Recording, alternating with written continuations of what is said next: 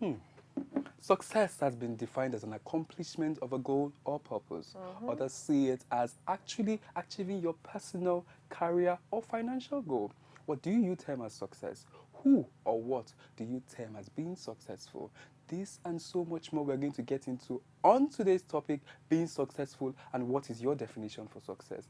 Welcome to the Vibe Cafe Show, the show where we give you nothing but good vibes. And I am your host, Eric Wansu, and with me is the stunning and the stylish Rachel Isaac is my name. I am your girl Ray Ray, and you are welcome to the show where we're bringing nothing but good vibes. Guys, we'll go on a quick break. When we come back, it will be time for us to delve into the topic for today. We are back. It is still the show where we bring you nothing but good vibes, Vibe Cafe Show. So today we are vibing to the topic that says being successful. What is your definition of success? Now, I was saying this earlier before we came on the show that a lot of people have used social media as a yardstick to determining how successful someone is. So if you're famous on social media, people just immediately conclude that you're also rich or you are successful in reality. They don't know that all we see in social media is just like a filtered version of the lives of people on social media. As you are right now, it's only people who know you in total. I was trying not to use that word. People who know you inside and outside, like they know you, if they wash you like inside and out. Yeah, exactly. It's only those people who would really know the ones that are for real and what the things that you're just putting out there for people to say. People need to understand that success is not measured by what's on social media, what society expects and all of that perception, and then what you put out there, that there's more to it. So what does success mean to you? So wait, before we continue this conversation, would you like a drink? Of course I would. Thank you. Okay. Okay, so I was asking earlier, what does success mean to you? It's a personal thing. Once I can achieve my dreams of whatever my dreams are, personal dreams, living a good life, being a good human being, having to have accomplished my dream. So for me, doing philanthropic work, having money to travel, I love to travel, reading, having a good home, raising my family. For me, that's success for me. It doesn't really, my own success is not defined by what society or family expects. So I mean, it's an individual thing, and to each his hope. All right. For you, what do you? Okay, so success to me would definitely be one of the biggest things to come out of Africa. I'd like to be the female Tyler Perry. I don't know why everyone. Yes. Like there's so much that I've seen in recent times. Now this is someone who does not even do all the social media Iran that we see out there. True. You see this guy just silently, it just goes. Like silently, you don't see him coming. It just comes out and then it comes out with a bang. We've seen the studio. So I'd like to be the female version of Tyler Perry. I would like that I walk into a room and no one asks what my name is, because they already know who I am. And then success to me would also mean me being able to afford not just the things that I need, but the things that I want. There's the power where, I know everyone knows there's a difference. But I want that it's not just me going to buy, like, let me be able to say, I want this right now. And you can afford What's up? Please, I need this delivered right now. I don't say, who are you again? Because they know who I am. They know my name. So you want them to remember your name and know your name. I'm going to be like DJ Khaled. They'll be like, hey, say my name. Say my name. Because they know my name. Yes, that's what success is to me. So do you think that the pressure from family and society puts on people, does it affect their own pursuit of success? Like, people feel like, until you have had so many houses, or you've had so many cars, or you have so many this, or you have gone here. Do you think that society should define your success? I don't think society should define your success. I think as individuals, it gets to a point where you have to really understand that this life that I'm living is only once, and I'm living it for me. Everything I'm achieving, everything that I'm achieving is for me. At the end of the day, it is for me. And so everything that I do should be by me, for myself. So regardless of what society expects of me, that's why when I see a lot of people who come back, do stuff, and they're going like it. They're like on a silent. What's it? Is it a silent trail? You don't even see them coming. Yeah, they're moving silently. You don't see them happening. They just happen. They just hit you. Your work speaks for themselves. Your work speaks for you. These people. Some of them don't even grant interviews. They don't even put all these deep captions online. Because you don't expect. They just keep doing these things. If those people decided to listen to what people say, they would be living their lives. What I've realized is people who listen to what people say, or people who live their lives based on the perception that they need to prove something. Yes, they have to prove something. Those people end up doing so much that they don't. At the end of the day, they live with regrets, and they don't tell you these things. Yeah, but if you have close friends who have lived lives like that, or if you listen or read books of people who have lived their lives like that, you see them saying that if I know, or if I knew the things that I know now, I would have lived my life differently. Do you think that material acquisition, or how you look, or how you dress, or how you material things, do you think it always translates into success? No, I don't think so, and I'll tell you why. Lots of reasons. Mark Zuckerberg, before Kylie Jenner, he was the youngest billionaire in the world. Now, this is someone who has billions of dollars. He has money. You know the show. Normal t-shirt. This guy does not even go for events. Bill Gates, even same Apple, thing. Same thing. Bill Gates, same thing. You see them. These guys look very random. Yes, I'm sure that what they wear are expensive because I mean, it is a gold, no they exactly. There's always all those shine ones that they sell on that bridge that would shine and attract all the very unnecessary people. So that's my point. Bill Gates. Who else? I watch what's her name? The richest black woman in the world. What's her name now? Oprah. Oprah, oh my goodness, how could I forget her name? You see her, watch her interviews and you're like, okay, what is she even wearing? And then you cannot come to Nigeria and see people that have not even gone past anything, Cameroon. And you're like, why is he so loudly extravagantly dressed? I'm not saying that there are people who are rich that shouldn't, I'm not saying that you shouldn't wear or look good. But and all of that, but at the end of the day, it's all packaging.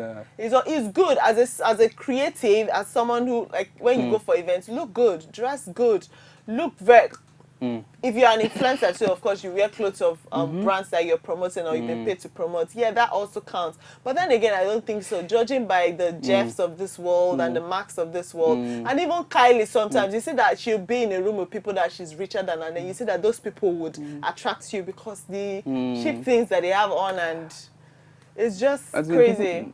Money can buy class, or money can, if you have people that have old money, you can just tell from the way they can wear shorts and slippers and, you know. Money can buy class. I don't think money can buy class. Money can buy class. Money can. Is it that you have it or you don't? No. Money can buy. No. Let's not go there. I'm going to say money can buy class. I'm telling you, there's a way you'll be dressed that you come in. You don't push it.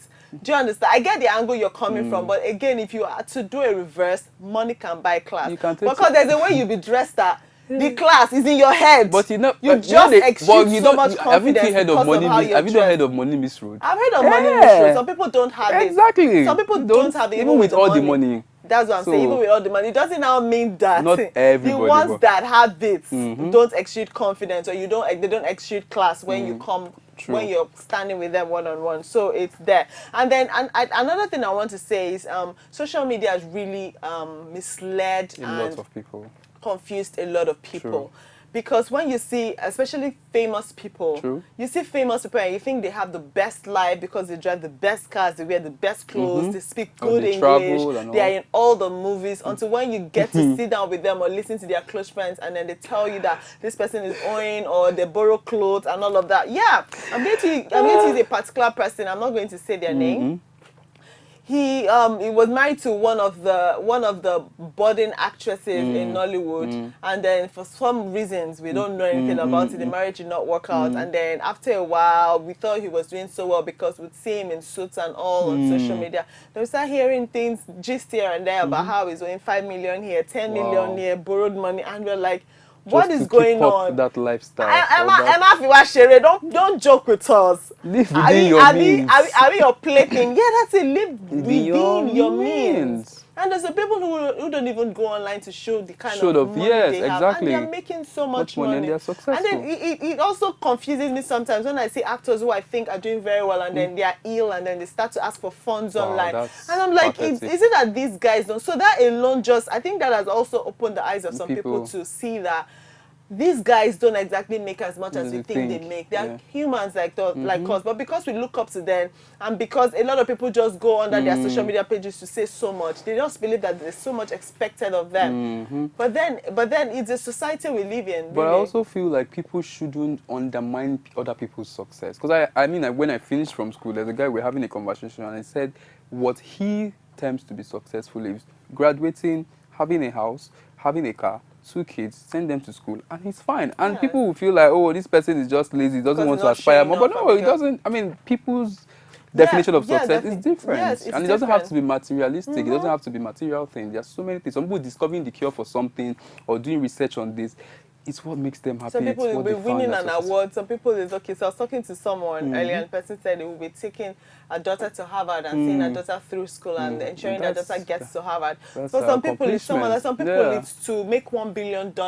For some people, it will be to take pictures with Beyonce, Kim Kardashian. Yeah, some people it will be to be on an album with someone or having this person be on the album. For some people, it's a lot of things. Some people it's to open so many makeup studios. For some people, it's to have Davido tattooed on their body. I'm not coming at anybody. So I'm just saying it's different things for a number. For some people, I was watching a show on Sunday, like some days back, and I saw a lady talking and saying that she cannot believe that at 30 she's not married. That for her, she just believes that she planned that she would be that she had worked so hard, she has gone to school, and then she hoped that at 30, what would have crowned as success, the highlights would have been married. And I was looking like, okay, that's her own, that's what works for her. To some people, that's not it. To some people, it's to have a kid. To some people, it's different things for different people. Do you also feel that there's an age mark in terms of success? So some people feel like, I'm 20-something or I'm 30 or 40 and I've not achieved this. Does it mean that they are not successful? Should there be an age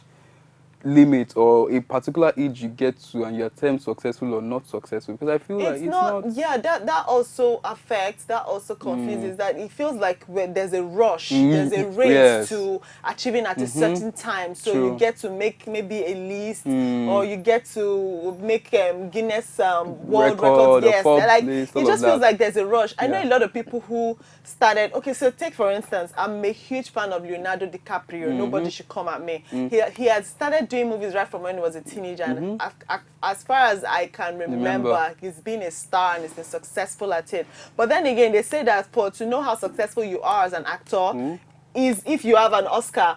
Leonardo DiCaprio is one of the he's my best actor in the world. Best. Yes. Like everyone knows this. If you're friends with me, even if you're not friends with me, the way I gush about him, you know that he's my favorite actor in the world. But this guy won an actor like after how many years? Yes. Meanwhile, there are the Mahershala Ali's, there's the Jennifer Lawrence who with her first major movie, first big movie, won an Oscar. Meanwhile, Leonardo DiCaprio had done over 20 movies that you can say, wow, this guy love. Yes, he didn't win an Oscar. Doesn't mean he's not a successful actor. So there's some people like that. There's a Samuel L. Jackson that even Morgan Freeman that started then. So it's like there's no Viola Davis, and they are big actors like the Denzels. There are some actors that have never won Oscars, but they're successful at what they do. Meanwhile, some people, that's a yardstick. If I've not won an Oscar, then I've not started working. Meanwhile, some other people, Lupita Nyong'o did like 4 scenes in a movie of 5 scenes and won an Oscar for it. Meanwhile, a lot of people had to do different lead roles. Even Meryl Streep did not win an Oscar with her first major role. But Meryl Streep is like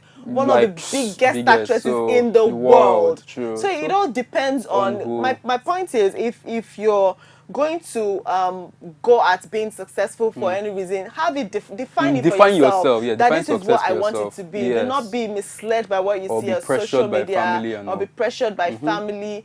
Set a time for yourself. If you don't achieve it, okay, how this works is, I know that I hope to achieve 100 million at the end of this year. I have to put in the work. If I don't achieve 100 million, there's still next year. If I achieve 90 or 80, I can say I am successful. Yes. What you have done is you're already on that race. You're already on that track to achieving 100 million. If it doesn't come, you achieve 80. The next 20 that you achieve gives it the 100 million mark, and you have actually succeeded. I agree. So don't now give up and say, oh, beat yourself and say, oh, because this other person made 100 million before the end of the year, this person is more successful than I am. So I just think that that's it, basically. Set the benchmark for yourself. Don't be pressured by family, society, or friends, or age, or any of those things. I mean, you can even be so successful and you don't get married. Doesn't make your success less of what it is. So create that benchmark for yourself. Okay, yeah. Chase opportunities.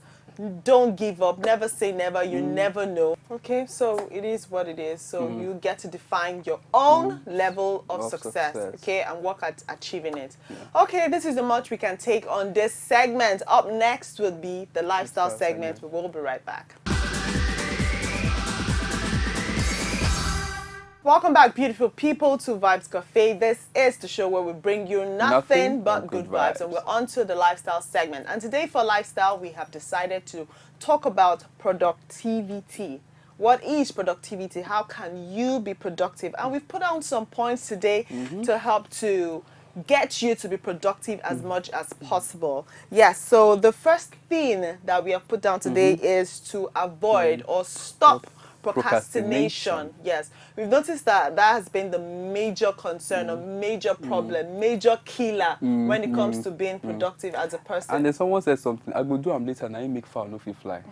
So it's like, is that they say, I will do it later, you don't go still do it last. If you actually stop procrastinating and just get to it, And then one tip that always works every time that I procrastinate or every time that I want to get something done and be productive is I put down like a list of things that I want to achieve. So I say, this is what I want to achieve at so time, and then I space it. Instead of me, if I know that this particular task is going to take about 30 minutes, I give myself a 1 hour, 30 minutes break in between. So I know that I give myself time to procrastinate, but I'll still get it done before time for the next one. Yeah. And then before you know, you'd achieve like, say, at least you achieve like 50% of, and if you've achieved 50% as opposed to you procrastinating, then you have been productive, yes. And then the next step is working from home or working from the office. Now, we're talking about the pros and cons now. Yeah, we know that a lot of people are not comfortable with working in the house, because when this was brought up earlier, someone said that she cannot work at home because she go just kitchen day.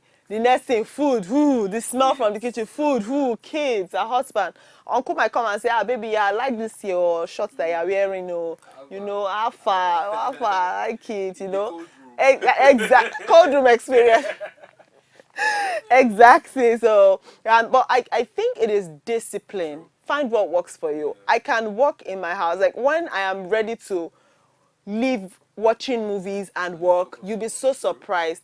Just focus, blank out, nothing matters, get the job done. Because there are also a lot of people who would rather work in the office, but they are not even still serious. You can still get distractions. So now it might be an advantage to work in the house because you're by yourself, and then some people cannot work well if there's no fun. So if there's no fun, or if some people can't even work well when people are not around. Some people like that they can talk, look at some distractions here and there. It gives them motivation. It's motivation to work. They go back to working.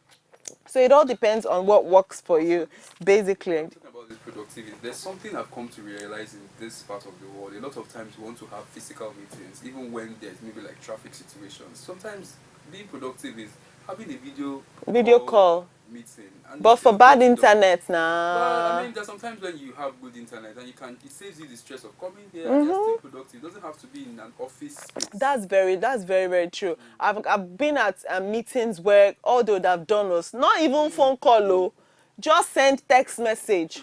You now get there, you now talk. At the end of the day, you now say, so what did they do differently? What did they say that they wouldn't have sent as a message? And then you end up. So sometimes I think go the extra mile and ask yourself, can I send this message across? Can I pass this message across via SMS or maybe via WhatsApp or Instagram, as opposed to calling this person to spend money, now getting stuck in traffic to now deliver the same message? Sometimes it doesn't make any sense. Yeah. And then another thing that could hinder productivity is the open office policy. Yeah, open door policy. Yes, open door policy. Is it open door, open office now? Open door policy is like you can always walk in to talk to your boss, or boss and come in to talk to you. No, me, I'm even talking about open office policy. You know, as opposed to being in your own space, you have like the open office where everyone is, because this person's work is distracting you, this person is eating, and really there are some people that once you smell food is a wrap. So I'm here, I'm talking to you like this, I just smell Atkins, Amala, and I'm like, wow, kill me now, you know? Because at that point, everything that I'm doing is food I'll be typing or food in my head. So yeah, as opposed to having your own space, yeah. Another thing that could happen is sometimes what I do is when I want to work well, I find a space where there's no one when no one is available. Sometimes I even go to the kitchen to do most of my work at the office. I just leave because my office is like an open space. My boss is there staring at me. Normally, when my boss stares at me, I already feel like you're in my space, because you're in my head, you're already in my space. So I'd rather just be in the kitchen and do most of the work. I think that even for creative people, a lot of times from writers to producers to actors or directors, they always like to work in maybe a place where they're just alone. Yes, like a park, movies. Whatever makes you get the work done. Do it. Just be disciplined, do the work wherever it is that you need to go to get the work done. Some people go to cafes where they can actually send their message and do their so whatever works for you as an individual, just make sure that you're productive and efficient. Efficient, yeah, that's the word. Alrighty, and that's the much we can take, of course. Yes, we could go on and on and on. Another thing that could help is go online, use Google. I know a lot of you work. Use Google. Look for tips on being productive. Look for tips on not being distracted. You'll be distracted, not being easily distracted and carried away. Focusing during work, and that would help. And then thank me later, okay? And on to the next segment, which is the vibe segment. We have decided to talk about contentment. Yes, contentment is key for any industry. Whatever it is that you do, it is key. Contentment comes in line with what we're talking about being successful and what you see as success, and avoiding the pressure of success. There's a particular tribe in this country that I really, really admire because they are always content.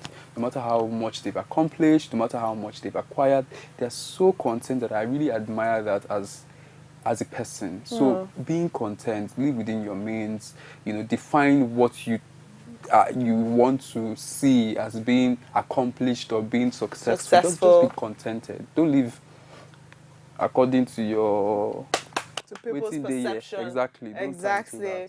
All right. Okay. That being said, we're on to the next segment, which is us going home.